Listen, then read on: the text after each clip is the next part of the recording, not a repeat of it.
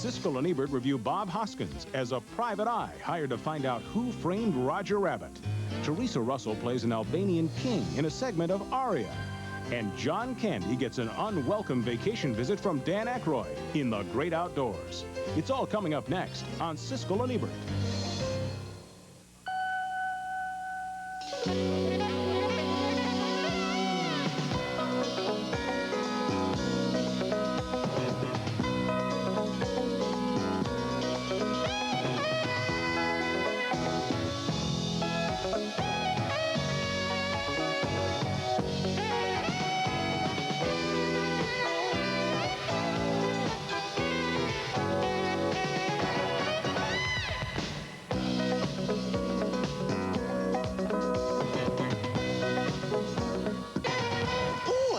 Some kind of a secret room?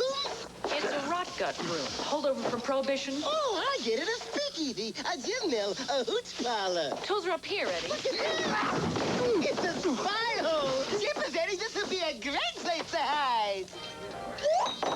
Bob Hoskins tries to solve 2 murders while coping with a cartoon character in the ambitious new film, Who Framed Roger Rabbit? It's one of the new movies we'll be reviewing this week on Siskel and Ebert. I'm Gene Siskel of the Chicago Tribune. And I'm Roger Ebert of the Chicago Sun-Times. Who Framed Roger Rabbit is one of those home runs that Hollywood hits every once in a while. It's a movie like 2001 or Close Encounters or especially like E.T. that's a technical breakthrough and a lot of fun both at the same time. This movie is great entertainment from one end to the other, but it's also one of those films where you're always asking yourself, how did they do that? The movie takes place in Hollywood in 1947, where it assumes the cartoon characters and human beings were living side by side and working in the movies. It tells the story of a cartoon star named Roger Rabbit who gets framed for a murder and has only one chance of being cleared, a private eye named Eddie Valiant, played by Bob Hoskins.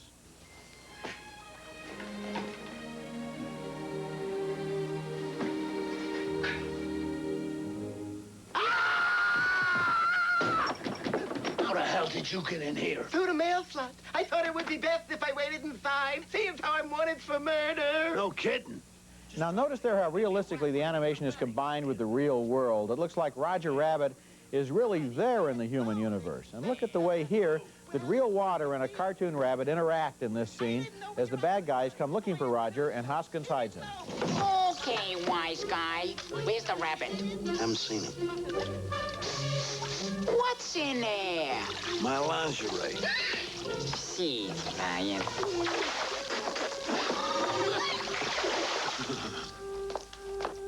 Roger Rabbit has a sexy wife named Jessica who is briefly suspected of trying to frame him.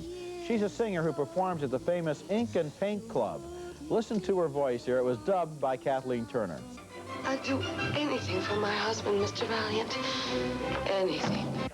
The cartoon characters are named Toons in this movie, and one of the things that makes them different from humans is that their lives are governed by the cliches of animated cartoons. That explains how and why Roger can get out of those handcuffs. Does this help? Yeah, thanks. Do you mean to tell me that you could have taken your hand out of that cuff at any time? No, not at any time. Only when it was funny. Come on, Eddie, where's your sense of humor? He always is funny, or only on days when he's wanted for murder? And it's amazing there how they really seem to exist in the same physical universe. In previous movies, you might have a little cartoon character dancing on somebody's shoulder, but they never really seem to really be there.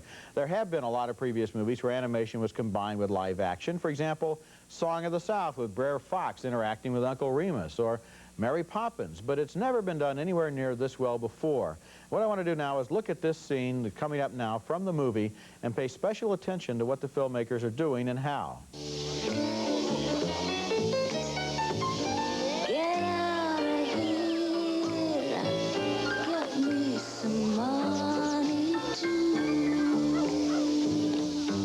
That was amazing there where she seems to actually be touching his cheeks. This is Jessica in a nightclub scene, and now watch how she's all over Bob Hoskins here.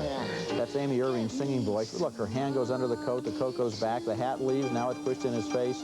The way they did this was to have all of the props operated by hidden wires or by hidden operators, so that later on when the animation comes in, the props would move just as if the animated characters were moving them. The hard part for Hoskins, look at him there. He really seems to be looking at her, and he had to act through this whole movie all by himself. He had to imagine that there was a girl there. He does a great job, and then look, his tie pulls out and it's dropped again. It's just amazing the way those cartoon characters are integrated with the real thing. It's terrifically well done, so well done that after a while you give up trying to figure things out and just go along with the story, which has some serious undertones, as those tunes are treated like second-class citizens. Who Framed Roger Rabbit is a co-production of the Disney and Spielberg companies, directed by Bob Zemeckis, who made Back to the Future, and the animation is by Richard Williams, whose Raggedy Ann and Andy we liked several years ago. One of the most impressive of their achievements here was to convince other Hollywood studios to loan out their cartoon stars. So we see not only Disney characters like Mickey Mouse, but Warner Brothers heroes like Bugs Bunny. I could hardly believe it when there was a piano duet starring the two great ducks, Donald and Daffy. This is a wonderful movie, one of the year's best films. Oh, I think so, absolutely true. And again, the dominant reaction that I had, mouth agape, how did they do that? Now, one of the tricks that I learned that was very interesting, and an improvement in cartoon technology is, and even an improvement over the classic Disney cartoons like Snow White, which would animate every other frame, so that it would, instead of 24 frames a second, like you see a person on movies, they did it 12 frames to save money. And 2 frames are similar. Every single frame here is animated. They wanted the animation to look as bright and real. All 24 frames are animated, just like Bob Hoskins is running at 24 frames. And I think that's why the film is brighter, more exciting than most cartoon things that we've ever seen, including the opening 4 or 5 minute cartoon, pure cartoon sequence that opens the movie that is so dazzling and so funny that I tell you, I am going back to that movie to see that sequence again. The opening sequence of 5 minutes had me laughing louder than any cartoon I've ever seen. It was hysterical. And then you're quite right, when you go through this film, they cast shadows. They seem to, the floorboards bend under their weight. When they are in the dishwater, the water is moving. How they did it is, obviously they just worked and worked and worked. And one of the achievements that we really should point out, I think, is that Bob Hoskins was able to interact with an imagination. It's like Alec Guinness in the Star Wars movie saying he had to spend all of his time in an empty room imagining spaceships there. It's really hard to act This is bigger like than that. Bob Hoskins was picked, I'm told he was not the first choice, that they wanted to go after some comic actors, well-known comic actors, instead of Hoskins. I think they made the right choice going with Hoskins as counterpoint to the... Let Daffy Duck be funny. You need an iron center, sort of a Sam Spade kind of character, and Bob Hoskins, for my money, is the best guy to do it now. He is matter of fact. If he were going around all the time saying, "Oh my God, look, this is this is Bugs Bunny here," nobody would think that was funny. But the fact that he's seen these tunes all of his life and it's routine, and he accepts them, makes the movie seem more realistic. Here's the big question I have: who is the film going to be more entertaining for, adults or kids? I know who I think. I think more for adults. I agree, absolutely. Yeah. Coming up next, John Candy and Dan Aykroyd are brother-in-laws who brave the great outdoors. Why the hell would you want to come up to a plant-infested no-man's land like this and live like a barbarian for a week? Called The Great Outdoors, a family vacation comedy triggered undoubtedly by the success of Chevy Chase's 2 big hit National Lampoon vacation films, but The Great Outdoors isn't even in that class. It's even more disappointing considering it stars Dan Aykroyd and John Candy, 2 big talents. There are very few moments worthy of either of their talents. Candy plays a regular family guy from Chicago who takes his clan to a vacation in Wisconsin's North Woods, and after Candy and his wife check into their cabin, they get romantic, but in walks an uninvited guest, his obnoxious rich brother-in-law, Dan Aykroyd. You will be Shilana. Shilana, the oak tree woman. I love it when I'm the oak tree woman. Temptress of the woods. Yes. Yes. Yes. Yes, and I will be Bert. Bert. A guy named Bert.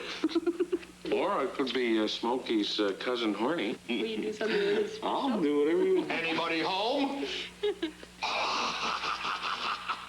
That's a dumb party joke not worthy of Dan Aykroyd. The 2 men have differing views about nature. This is a case of a businessman versus the average Joe. Look around you, Roman, for God's sakes. This is beautiful country here. Take a good look. I'll tell you what I see when I look out there, if you want to know. Hey, yeah, I'm curious. I see the underdeveloped resources of northern Minnesota, Wisconsin, and Michigan. I see a syndicated development consortium exploiting over $1.5 billion in forest products. I see a paper mill, and if the strategic metals are there, a mining operation. A greenbelt between the condos on the lake and a waste management facility, focusing on the newest rage in toxic waste, medical refuse. More than half of the movie is given over to lame hijinks, physical hijinks, especially ones involving Candy and a bear. You can spot this one coming. Big bear! Big Bear! No! True! Out there! We're glad you're home, honey. Big bear! Chase! Big bear, chase! What does he say? What? Big bear, chase me!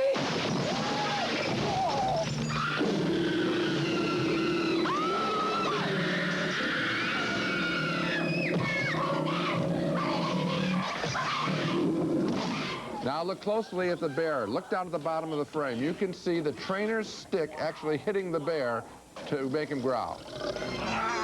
Uncle! Ah! Listen, if that were the only technical mistake in the film, I still might like the picture. This picture stinks all the way through. Candy and Aykroyd are marvelous talent. Aykroyd has shown in past pictures that he's a better talent than Candy, who succeeded only for the first time last year with Steve Martin in Planes, Trains, and Automobiles. He fails when he's used as just an overweight wind-up toy, which has been his sad state in his career for far too long. It happens again here in The Great Outdoors. It's very disappointing. Aykroyd has a couple of throwaway lines that are funny, but that's it for what is a very, very weak film. I was shocked. You would think that with the names Aykroyd and Candy connected to a movie, you would have something funny, even if you only just shot a documentary of the two of them sitting around during their lunch break. That's my but standard apparently line. They threw away that stuff and just used whatever they had left. Now, this movie was written and produced by John Hughes, who also made Planes, Trains, and Automobiles, which is about another odd couple, Candy and Steve Martin, Right. who go through a lot of adventures. Very It's good almost film. as if he put all of his good stuff in that movie and then took all of the outtakes and put them in this movie, And- outtakes of his script, because this movie is lame and dumb and slow and no good. And didn't you know everything that was going to happen? I was Isn't that disappointed. amazing? The big commodities guy from Chicago just doesn't like nature. And then the average guy, the happy-go-lucky chubby guy, he loves animals. Thanks. We appreciated that. Coming up next, 10 different directors filmed 10 different operatic scenes in wildly different styles in a movie called ARIA.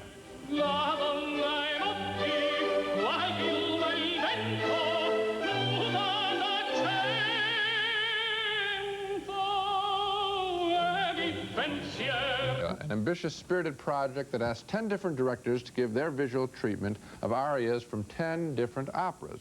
As with all compilation movies, some segments are necessarily better than others, and the unevenness is always disturbing. But there are high notes in ARIA.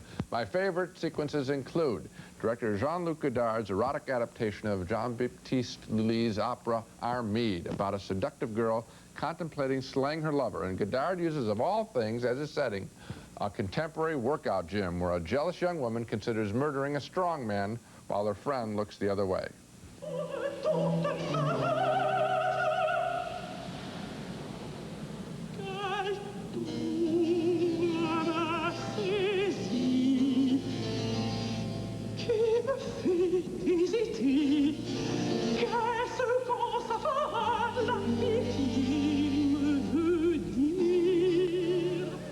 Totally different is the contribution of director Charles Sturridge, who worked on TV's Brideshead Revisited. Here he uses black and white photography in adapting Giuseppe Verdi's La Forza del Destino, telling a story about 3 children in culture shock with burnt-out lives.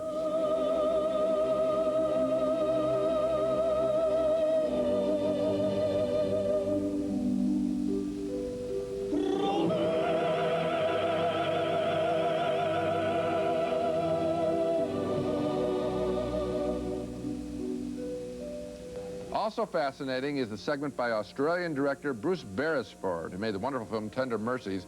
Here he adapts Eric Korngold's Die Todesstadt, a more traditional love story aria duet.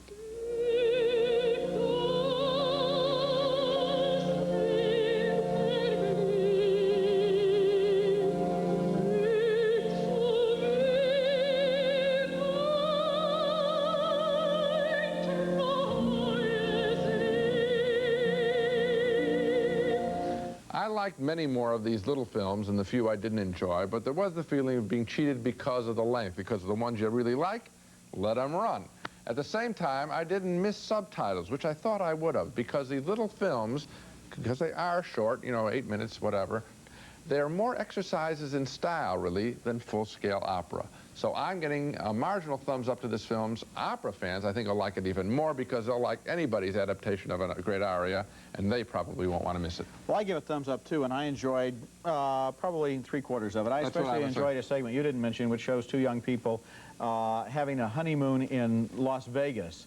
A totally inappropriate backdrop and setting for the romantic aria that they sing. Yeah. And I thought that was very nice. You know, this movie is now playing around the country in kind of a wave of releases. If it hasn't come to your town yet, it probably will eventually. But you know where I think I'm really going to enjoy it is when it comes out on video, and especially on Laserdisc with that great sound. It's kind of like a top 40 of opera or something with all of these wonderful visuals. It's sort of like the first music video of opera. Yeah, I just wish, and I don't know if you feel the same way, I wish for the good ones, especially the Godard film, which I thought was just great.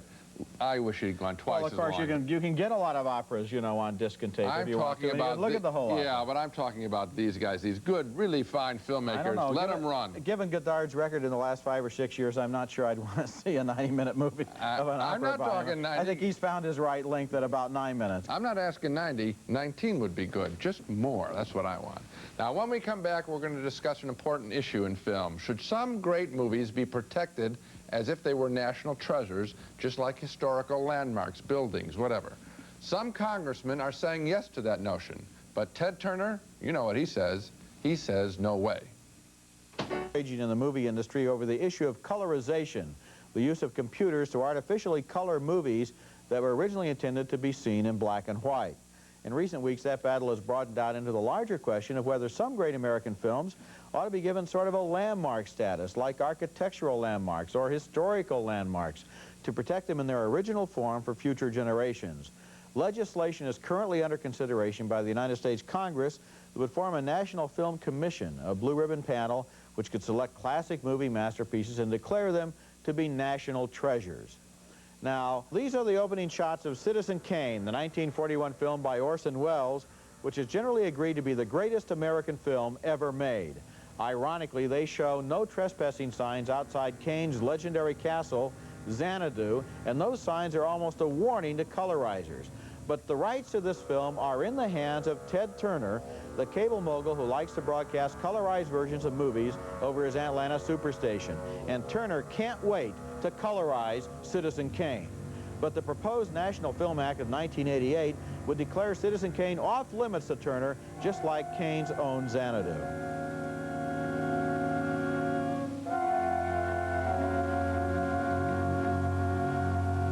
I think, in a way, the fact that they would colorize Citizen Kane has become a rallying cry for this entire crusade, because you can say what you want about some of the lousy movies they've colorized, but if Turner tries to get his hands on Citizen Kane, there's going to be trouble.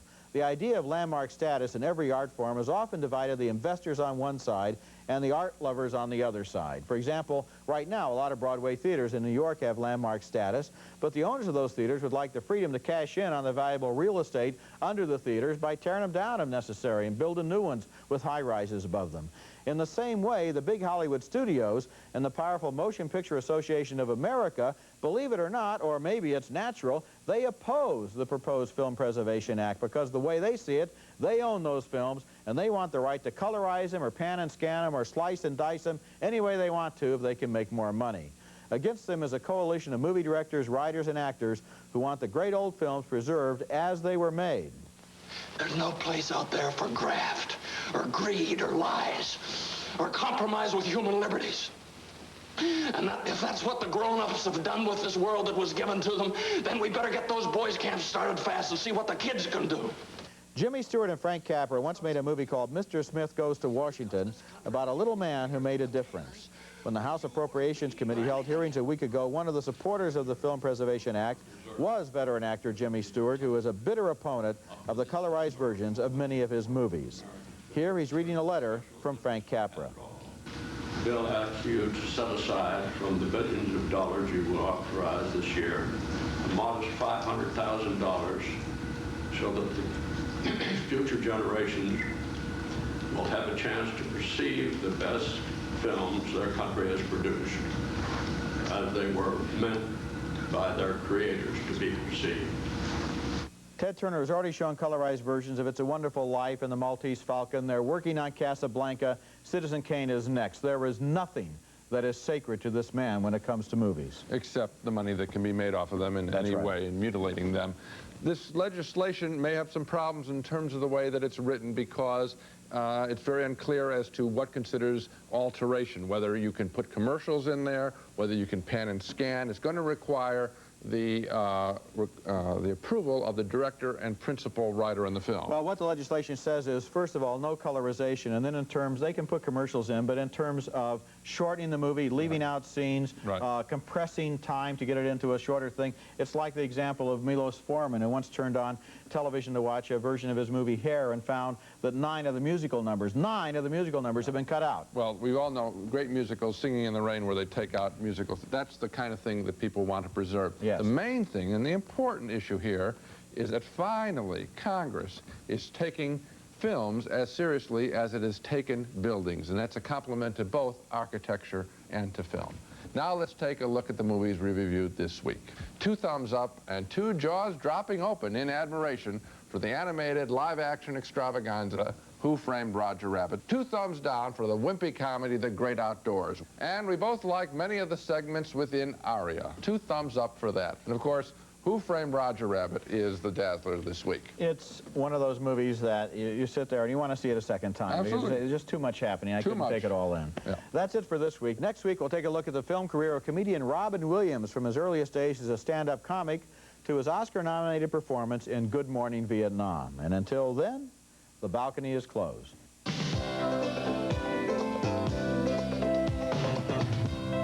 Raisinets and Goobers are playing everywhere, starring plump, juicy raisins and great golden peanuts. Both now feature creamy Nestle milk chocolate. Epilady, the revolutionary, easy way to remove leg hair. Keeps your legs smooth and silky up to 3 weeks. Available at fine stores nationwide. New Checkup Gingival toothpaste, clinically proven to help reduce gingivitis, the early stage of gum disease. Sony videotapes. For taping your favorite movies, trust Sony Dynamicron ES. Whatever your videotape needs, there's only one name to play back: Sony.